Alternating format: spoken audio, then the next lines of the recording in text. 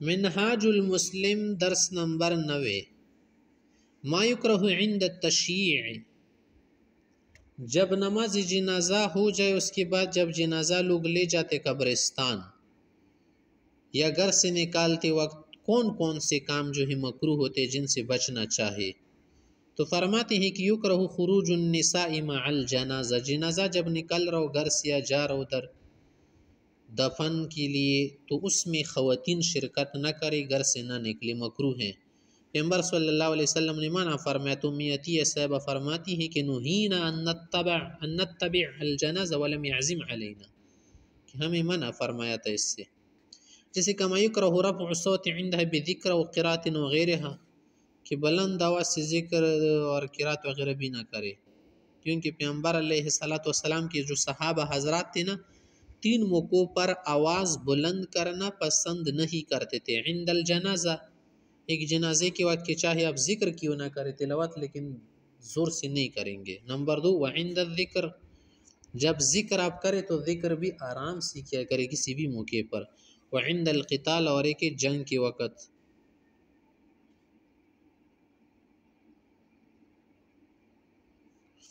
کما یکرہ الجلوس قبل ان تزع الجنازہ من علی الاعناق، جنازہ رکھنے سے پہلے بھی نہیں بیٹھنا چاہیے، جب جنازہ رکھ دے اس کے بعد بیٹھ سکتے ہیں۔ آگے ہی دفن ہو، پھر میت کا دفن کرنا۔ دفن کا کیا معنی ہے؟ وہ موارات جسدہ کاملا بالتراب فرض کفایہ، کہ میت کا پورا بدن دفن کرنا مٹی میں، یہ کیا ہے؟ فرض کفایہ ہے۔ جیسے قرآن میں ہے کہ ثم اماتہ فاقبرہ، پھر اللہ نے اس کو موت دی اور پھر قبر میں کر دیا، میں نے دفن کر دیا، اللہ کی طرف سے حکم ہے۔ پھر اس کے لیے کچھ احکام ہیں۔ ایک یہ ہے نا کہ ایعمق القبر تعمیقا یمنع وصول السباع والطیر الى المیت ویحجب رائحته ان تخرج فتؤذی فتؤذی۔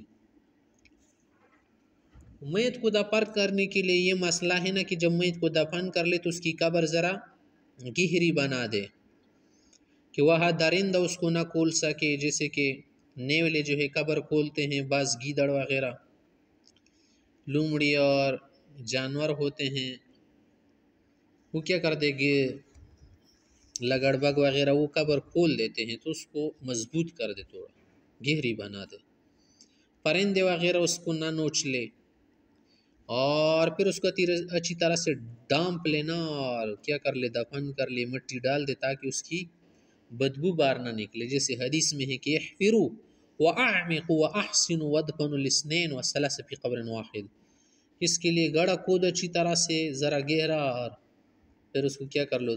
صحیح طریقے سے دفن کیا کر لو۔ دوسرا مسئلہ کیا ہے؟ ایلحد فی القبر ذی اللحد افضل فان کان الشق جائزا۔ دوسرا مسئلہ یہ ہے قبر کے متعلق کہ قبر 2 طرح ہے، ایک کو کہتے شق، شق اس قبر کو کہتے جو بالکل سیدھی بنا دے زمین کی طرف، یہ ان علاقوں میں لوگ بناتے جا کہ زمین اور مٹی نرم ہونا، پھر قبر گرنے کا اندیشہ ہوتا ہے، صحیح نکال بھی نہیں سکتے نا، مٹی نہیں نکال سکتے اس سے، تو پھر کیا کر لے؟ اسی صورت میں شق بنا دی، سیدھی قبر۔ اور دوسری قبر اس کو لاحد کہتے ہیں، لاحد سے مراد بغلی قبر، جیسے بغل ہے نا، بغل کی طرح قبر بنا دے کہ سیدھی بنا دے، پھر آگے پھر سے کیا کر دے؟ ایک کڑا اور ایک گڑھا اس میں کھود لے، اس کو لاحد کہتے۔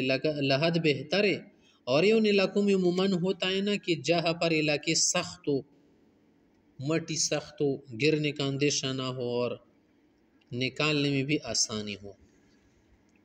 تیسرا مسئلہ یستحب لمن حضر الدفن یحث 3 حصیات من التراب بیدہ، جو حضرات دفن کے وقت حاضر ہو، کوئی بھی شخص 3 چلو مٹی بھر کر قبر پر ڈال دے، یہ بہتر سنت طریقہ ہے۔